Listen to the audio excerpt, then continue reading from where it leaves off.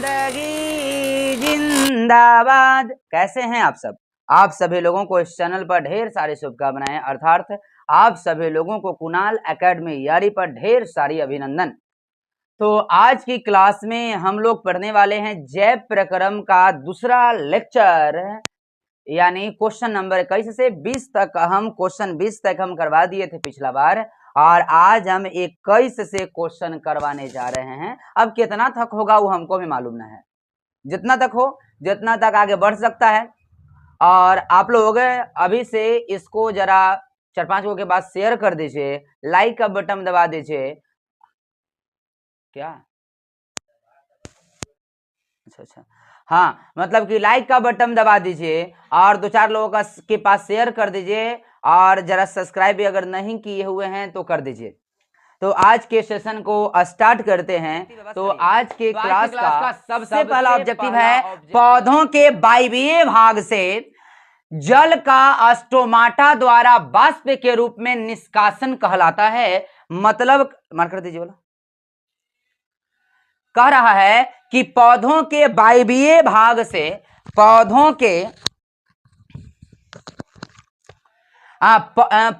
के वायवीय भाग से जल का स्टोमाटा द्वारा वाष्प के रूप में निष्कासन कहलाता है।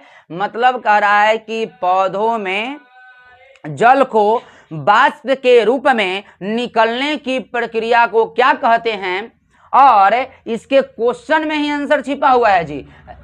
स्टोमाटा द्वारा वाष्प के रूप में निष्कासन, यानी वाष्प के रूप में जल को निकलना वाष्पोत्सर्जन कहलाता है। बोलिए ए बी सी की डी बी। हाँ, इतना जोर से बोलिए। अगला, एटीपी में फास्फोरस की संख्या कितनी होती है? एटीपी आपको बताए थे हम, एटीपी आपको बताए थे ना। तो इसका full form adenosine try phosphate. तो एटीपी में फास्फोरस की संख्या, फॉस्फेट नहीं जी, एटीपी में फॉस्फेट की संख्या कितनी होती है? तो एटीपी में फॉस्फेट की संख्या 3 होती है। कितना होता है? 3। ए बी सी की डी सी। अगला कहता है कोशिकीय ईंधन निम्नलिखित में से कौन है?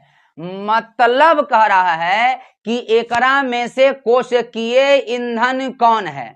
इसमें कोशिकीय ईंधन कौन है? कोशिकीय ईंधन कहा किसको जाता है? क्या प्रोटीन को कहा जाता है, कि ग्लूकोज को कहा जाता है, कि वसा को कहा जाता है, कि इनमें से केकरो न कहा जाता है? बुटकिन बताओ। तब ग्लूकोज को, यानी ए बी सी की डी बी, यानी ऑप्शन नंबर बी सही होगा। चलिए अगला है, निम्नलिखित में से कौन रक्त को थक्का जमने के लिए उत्तरदायी होता है? मतलब एकरा में से आपको कौन सा ऑप्शन दिख रहा है? ताकि हटे ना पहले। निम्नलिखित में से कौन रक्त को थक्का जमाता है? तो का पहले आंसर बताओ। हाँ, रक्त बिछमा, हाँ, रक्त विषाणु। बुटकन, रक्त विषाणु को बुटकिन हम लोग प्लेटलेट्स कहते हैं। इसी का एक और नाम है रक्त विमाणु। क्या नाम है? अगला नंबर क्वेश्चन है, स्वस्थ व्यक्ति का सिस्टोलिक रक्तचाप होता है। एक स्वस्थ व्यक्ति का सिस्टोलिक रक्तचाप कितना होता है? अगर बाद 140 mmHg, कि 120 mmHg, कि 10 mmHg, कि 80 mmHg? हाँ, तो एक स्वस्थ व्यक्ति का सिस्टोलिक रक्तचाप 120 mmHg होता है। कितना होता है? 120 mmHg। बोलिए ए बी सी की डी बी। अगला नंबर है, ऑक्सीजन के परिवहन के लिए जिम्मेदार रक्त का घटक है। मतलब कह रहा है कि ऑक्सीजन के परिवहन के लिए, ऑक्सीजन के परिवहन माने होता है कि ऑक्सीजन को एक स्थान से दूसरा स्थान तक ले जाने में कौन सबसे ज्यादा मदद करता है? ए बुटकी इधर। तो कह रहा है कोची, ऑक्सीजन को एक स्थान से दूसरे स्थान तक ले जाने का सबसे ज्यादा जिम्मेदारी किसका होता है? बता बुटकी, किस? बाबूजी, आरबीसी, डब्ल्यूबीसी, रक्त पट्टिका अणु, कि इनमें से सभी आरबीसी। आरबीसी को ऑक्सीजन परिवहन का जिम्मेदार घटक कहा जाता है, यानी ऑप्शन नंबर ए सही होगा, मान ए सही होगा। अच्छा ठीक है। कामरूप परिशेषिका किसका हिस्सा है? कामरूप परिशेषिका आहार नाल का हिस्सा होता है। किसका? आहार नाल का। बोलिए ए बी सी की डी? ए। कौन होगा? ए। चलिए अगला, प्रकाश की ओर प्ररोह की गति है। माने कह रहा है प्रकाश की ओर प्ररोह की गति को क्या बोलते हैं?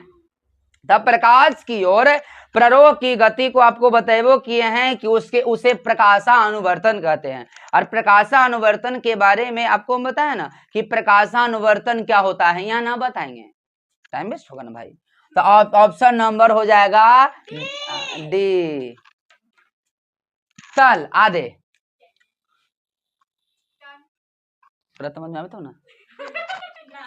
अगला कह रहा है जैव आवर्धन प्रदर्शित करने वाला रसायन है, यानी जैव आवर्धन को प्रदर्शित कौन करता है? अब मतलब जैव आवर्धन, क्वेश्चन कर रहा है जैव आवर्धन प्रदर्शित करने वाला रसायन है, जैव आवर्धन को प्रदर्शित कौन रसायन करता है? तो याद रखिएगा D D T, D D T.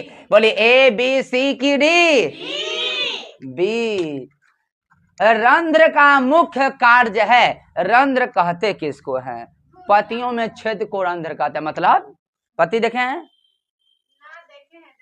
पति ना, पति। तब पतियों में छोटे छोटे छिद्र होता है, छेद। पतियों में छोटे छोटे छेद होता है, ओकरे रंध्र कहल जाए बुटकिन। अब क्वेश्चन कह रहा है कि रंध्र का काम क्या होता है? चलो, प्रकाश का संश्लेषण करना, कि गैसों का विनिमय और वाष्पोत्सर्जन करना, कि पोषण करना, कि भोजन का परिवहन करना। तो रंध्र का मुख्य कार्य होता है गैसों का आदान प्रदान, यानी गैसों का विनिमय करना और वाष्पोत्सर्जन का क्रिया करना। अभी ऊपर हम वाष्पोत्सर्जन का जस्ट बताए हैं, वाष्पोत्सर्जन के बारे में बताए ना ऊपर अभी। अरे यही ना बताया कि स्टोमाटा के द्वारा यानी जल को वाष्प के रूप में निकलने की प्रक्रिया को वाष्पोत्सर्जन कहते हैं, यानी ऑप्शन नंबर कौन सा ही होगा? बी। ए बी सी की डी? बी। पौधों के उत्सर्जित पदार्थ हैं, यानी उत्सर्जित पदार्थ आपको बताए हैं कि हमारे शरीर में जो बेकार पदार्थ होता है उसे बाहर निकालने की प्रक्रिया को उत्सर्जन कहते हैं। जैसे मल मूत्र खखार नेटा, ये सब पसीना है, ये सब हमारे शरीर से बाहर निकालते हैं। तब बताए थे कि जो पदार्थ शरीर से बाहर निकलता है उसे उत्सर्जित पदार्थ कहते हैं। और जिस अंग से निकलता है उसे उत्सर्जित तंत्र कहते हैं, और वो निकलने की प्रक्रिया को उत्सर्जन कहते हैं। क्या बोलते हैं? उत्सर्जन कहते हैं। तो अब कह रहा है मनुष्य में ना, कह रहा है कि पेड़ पौधों का उत्सर्जित पदार्थ है। तो पेड़ पौधों का उत्सर्जित पदार्थ कौन कौन होता है? माने उसमें से बेकार का पदार्थ बाहर कौन कौन निकलता है? टैनिन, यस, ये भी निकलता है। गोंद, ये भी निकलता है। रेजिन, ये भी निकलता है। तो कहे कि मतलब सब है, यानी ए बी सी की डी? डी नंबर सही होगा। चलिए अगला 32 नंबर है, कुटपात किसमें पाया जाता है? कुटपात आपको बताए थे, कुटपात जो है अमीबा का प्रचलन अंग है। कैसा अंग है? प्रचलन अंग है। बोलिए ए बी सी की डी? सी। मुंह में घुन का लगल हो, बोल। अगला प्रकाश संश्लेषण होता है। प्रकाश संश्लेषण कब होता है? रात में होता है, दिन में होता है, कि रात दिन दोनों होता है, कि सुबह शाम दोनों होता है? तब प्रकाश संश्लेषण रात में कैसे होती है? रात में होता है ना। अच्छा, दिन में हो सका है ना? होबे करता है, दिन में होबे करता है। हाँ, वो दिन प्रकाश संश्लेषण दिन में होता है, क्योंकि उसी समय भगवान सूर्य निकलते हैं। कहने का मतलब सूर्य का प्रकाश आता है, बिना सूर्य के प्रकाश का प्रकाश संश्लेषण नहीं हो सकता। यानी यह प्रक्रिया कब होता है? दिन में। ए बी सी की डी? अरे वही बोला ही रे, बाकी सब तो नहीं। क्लोरोफिल वर्णक का रंग होता है। बोलिए क्लोरोफिल कैसा होता है? हरा, नीला, लाल की सफेद। तो क्लोरोफिल का रंग होता है हरा। कैसा होता है? हरा। बोलिए ए बी सी की डी? ए। रक्त में आयरन की कमी से होने वाला रोग है। रक्त में आयरन की कमी से क्या होता है? टीबी होता है, मधुमेह होता है, एनीमिया होता है, उच्च रक्तचाप होता है। तो आपको बताए थे कि रक्त में आयरन की कमी से जो है एनीमिया नामक रोग उत्पन्न होता है। कौची बुटकिन? एनीमिया नामक। तो बताइए ए बी सी की डी? सी। एक का कमेंट में क्वेश्चन था कि आपका क्लास कहाँ है। तो अभी तो हम आपसे डिसीजन माने आपको हम सलाह देंगे कि अभी से क्लास ज्वाइन करने का कोई फायदा नहीं है, क्योंकि हम क्रैश कोर्स नहीं चलाते हैं। हमारा क्लास दिसंबर से स्टार्ट होता है, दिसंबर से शुरू दिसंबर से जो लास्ट के परीक्षा के 3 दिन पहले छोड़ते हैं एकदम डीपली पढ़ा करके। लेकिन फिर भी आप एड्रेस पूछ रहे हैं तो मेरा क्लास मसौढ़ी गांधी मैदान के पश्चिमी कोना से दक्षिण में गली वहीं पर बोर्ड आपको एनडीएस क्लासेस के मिल जाएगा, वहीं पर मेरा कोचिंग है। अभी से आना चाहते हैं तो आप आ सकते हैं, रोकेंगे नहीं। लेकिन अभी आप अगर ऑनलाइन क्लास ही अगर बढ़िया से ऑब्जेक्टिव खाली करेंगे तो आराम से पास हो सकते हैं, बढ़िया नंबर आ सकता है। क्योंकि ऑब्जेक्टिव जो होता है ना, वो ऑब्जेक्टिव जो होता है वह पूरा एग्जाम का रीढ़ होता है। रीढ़ बिना कमर के चल सकते हैं, बिना ऑब्जेक्टिव का नहीं चल सकते हैं। ऑब्जेक्टिव है तो सब कुछ है, वो नहीं है तो कुछ नहीं है। ऑब्जेक्टिव दुनियादारी है, ऑब्जेक्टिव कौन सी है? दुनियादारी है। तो ऑब्जेक्टिव को जबरदस्त तरीका से याद कीजिए और फालतू कमेंट मत कीजिए। अगला नंबर हो जाता है। अगला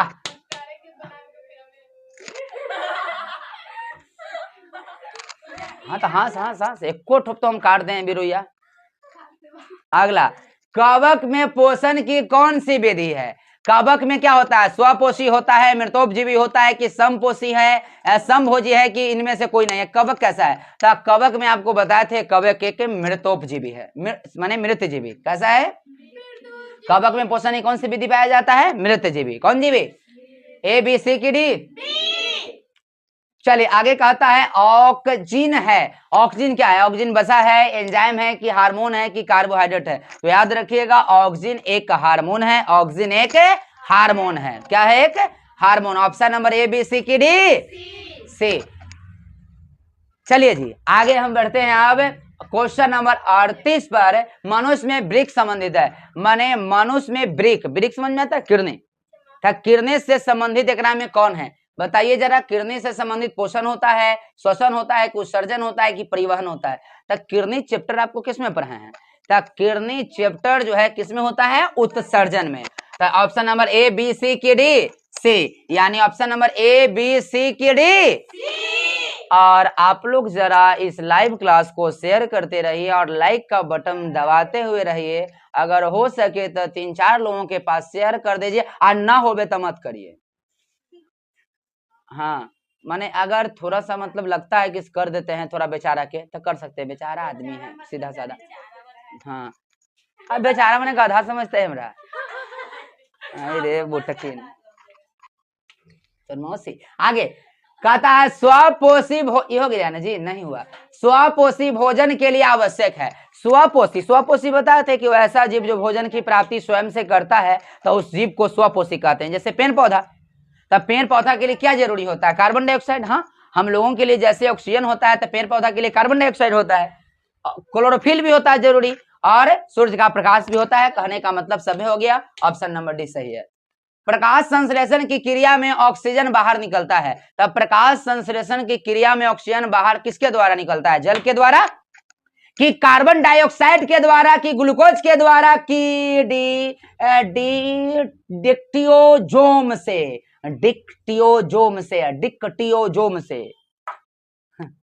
पढ़ना गिरे तो कौन होगा? जल के द्वारा। किसके द्वारा? जल के द्वारा। चलिए अगला, मैग्नीशियम पाया जाता है। मैग्नीशियम किस में पाया जाता है? क्लोरोफिल में कि लाल रक्त कणिका में, कण में कि बर्नी लवक में कि श्वेत रक्त कण में? तो आपको बताए थे कि मैग्नीशियम क्लोरोफिल में होता है। किस में होता है? क्लोरोफिल में। बोलिए ए बी सी की डी? ए। अगला, विश्राम की अवस्था में मनुष्य का हृदय 1 मिनट में कितना बार धड़कता है? 70 से 72 बार। ऑप्शन नंबर ए। यानी विश्राम के समय माने आराम के समय, आराम आराम, विश्राम माने सुतल, कोई काम करते वक्त नहीं, उस अवस्था में मनुष्य का कलेजा मतलब हृदय कितना बार धड़कता है? 70 से 72 बार। यस बुटकी, यानी यहाँ पर 70 नहीं है, लेकिन 72 है। दीदी चुप रहा ना जी। तो यहाँ पर कौन सी होगा? 72। तो option number A, B, C की डी? ए। अगला माने अगला,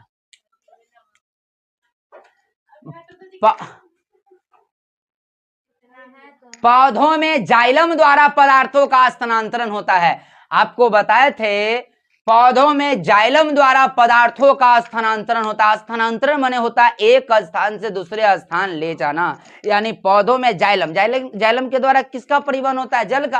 तो जल का परिवहन कैसे होता है? नीचे की ओर होता है, नीचे की ओर, आपकी ऊपर की ओर, कि ऊपर नीचे दोनों, ऊपर नीचे दोनों, इनमें से कोई नहीं। तो पौधों में जाइलम द्वारा पदार्थों का स्थानांतरण सिर्फ ऊपर की ओर होता है, क्योंकि जल सिर्फ जड़ में ही पाया जाता, माने जड़े से ना ऊपर चढ़ती जो ऊपर की ओर चढ़ता है कि ना, कहने से चढ़ता है ऊपर की ओर। कहां से? ऊपर की ओर, यानी एक दिशीय परिवहन होगा। आपको बताया था ना, एक दिशीय परिवहन, द्विदिशीय परिवहन। अगला, मनुष्य में प्रमुख उत्सर्जित अंग है। मनुष्य का प्रमुख उत्सर्जित अंग क्या है? तो उत्सर्जित अंग का एग्जाम्पल अभी ना दिए हैं ब्रिक जी, यानी बोलिए ए, बी, सी की डी? सी। अगला, अमीबा अपना भोजन किसके द्वारा पकड़ता है? फुटपाथ के द्वारा। किसके द्वारा? अमीबा अपना भोजन किसके द्वारा पकड़ता है? यह भी बताए हैं। चलिए ऑप्शन नंबर क्या हो जाएगा? बी। अगला कहता है निम्नलिखित में से कौन मलेरिया परजीवी है? मलेरिया परजीवी, मलेरिया परजीवी किसे कहा जाता है? एक नाम में से कौन है? क्या प्लाज्मोडियम है, लिसेमेनिया है, प्रोटोजुआ है? इनमें से कोई नहीं है, तो प्लाज्मोडियम है। अगला जी 47 नंबर देखिए क्या कहता है? कार्बोहाइड्रेट, प्रोटीन तथा वसा के पूर्ण पाचन का स्थल निम्नलिखित में से कौन है? माने कार्बोहाइड्रेट, प्रोटीन, वसा का पूर्ण रूप से पाचन कौन करता है? छोटी आंत, छोटी मौसी कहते हैं, छोटी आंत। इसी को कहल जाए क्षुद्रांत्र, कौन सी कहा जाता है? हाँ, क्षुद्रांत। आई ले कलम। अगला, खुला परिसंचरण तंत्र पाया जाता है। खुला परिसंचरण तंत्र जो पाया जाता है वो कॉकरोच में होता है। किसमें होता है? ऑप्शन नंबर होगा ले कौची बउआ? सी। ए, बी, सी की डी? हमारे शरीर में कौन सा हार्मोन कार्बोहाइड्रेट, प्रोटीन तथा वसा के उपापचय का नियंत्रण करता है? आपको बताए थे हम के उपापचय का नियंत्रण जो है थायरॉक्सिन करता है, यानी ऑप्शन नंबर बी होगा। चलिए अगला ऑब्जेक्टिव, श्वसन किस प्रकार की रासायनिक अभिक्रिया है? तो श्वसन एक ऊष्माक्षेपी अभिक्रिया है। कैसा है? श्वसन एक ऊष्माक्षेपी अभिक्रिया है। तो आज के लिए इतना ही, अब मिलते हैं हम अगले क्लास में। तब तक के लिए एक बार फिर से बोलिए जिंदगी जिंदाबाद। आप सभी लोगों को शुभ रात्रि। अब मिलते हैं हम अगले क्लास में अगले ऑब्जेक्टिव टर्म के साथ। हाँ जी, थोड़ा सा लाइक, सब्सक्राइब, शेयर लास्ट में कर रहे हैं अगर अच्छा लगा।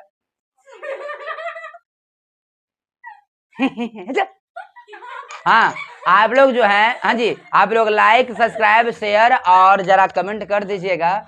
तो आज के लिए इतना ही। अब मिलते हैं हम फिर से अगले क्लास में। तब तक के लिए जय हिंद।